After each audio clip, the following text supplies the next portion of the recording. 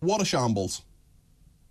Well, it is a shambles, and there are serious questions to ask of the prison authorities, and it's a severe embarrassment as well, because escapes are thankfully very rare from UK prisons, particularly escapes from the sort of the fabric of the prison itself. I mean, what we do see from time to time is people escaping on their way from prison to the courts.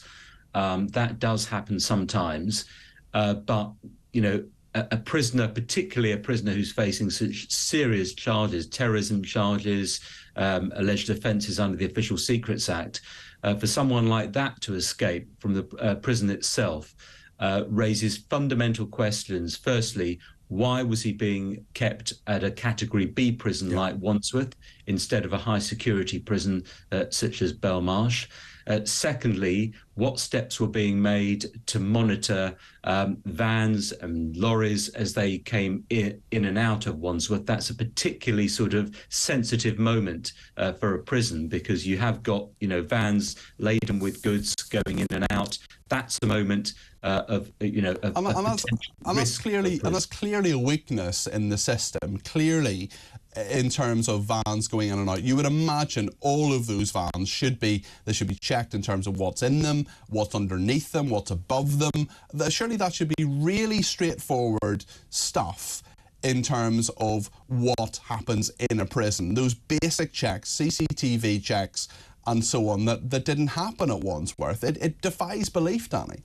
Security has been given a high priority in prison since some high-profile escapes in the 1990s, and the number of escapes from prisons in the UK every year is very, very small. It's just one or two people, and usually those people are recaptured. Even prisoners who abscond from open prisons, the numbers there have come down because of the priority placed on security. So something has gone seriously wrong here. We don't know what it is, whether it's the fact that we know that the prison is struggling to get staff and struggling to get experienced staff and staff who have the right capabilities. We know that from inspection reports that have reported. So whether it's a question of lack of staff or lack of experienced staff, whether there's something to do with the security cameras that has failed here, or whether he should not have been allowed to work in the kitchens in the first place, given the charges that he's working on. Because, you know, prisoners have various privileges that they're given, which allow them to do particular work according to the security risks they present, according to their behaviour in the prison.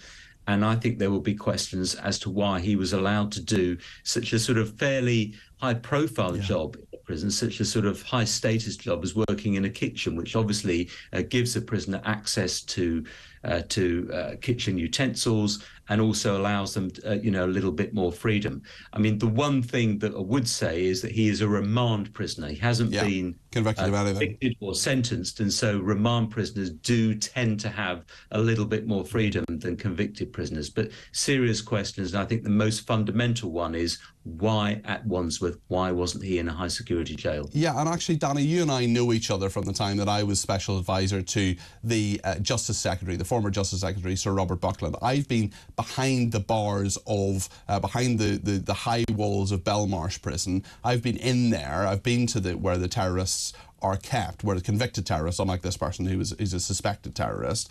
There's no way out of that is incredibly secure. There are no problems there. And Danny, I just want to read you a message here we've received on text from Sam, which I think will chime with you. Regarding the prison service, I agree with the question, why on earth was this man not in a high category prison? The prison service has had issues for years. My late father was a prison governor and was in charge, or a deputy at a few, and was on some sort of national or regional board of governors in the 90s, who gave grave warnings to the government that service numbers, pay, prison building conditions, and the fact that no new or not enough were being built, and that in the next 10 years there'd be a crisis of no spaces in the prisons. They wouldn't be able to even lock people up. They were warned. They just said, we'll cross that bridge when we come to it. I think with this issue, with this prison escape, it just shows the major crisis there is in our prisons today, just actually as the concrete crisis shows the problems in buildings and building safety. And it only takes one or two small examples, in this case one high-profile example, to illustrate a much wider problem within the prison service. Yeah, many of us who sort of, with knowledge of the prison system and who've been observed and reporting on this as I have for many years, have been watching over the last few years as the problems in prisons mount.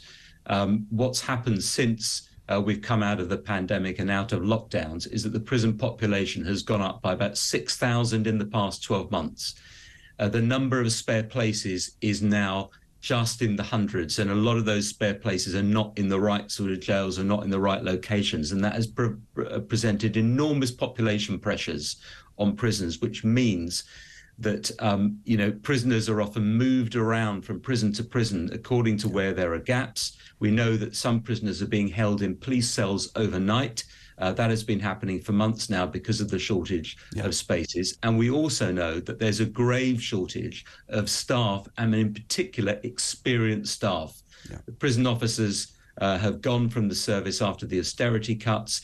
And what you lose when prison officers leave is you lose that jail craft, that sense of being able to spot the problem, being able to spot a prisoner who might be acting slightly strangely for whatever reason. That's not something that you can replace just by getting the numbers in. You're absolutely right, Danny. We have prison officers who are often inexperienced and under a huge amount of pressure, as you correctly say. Danny, thank you.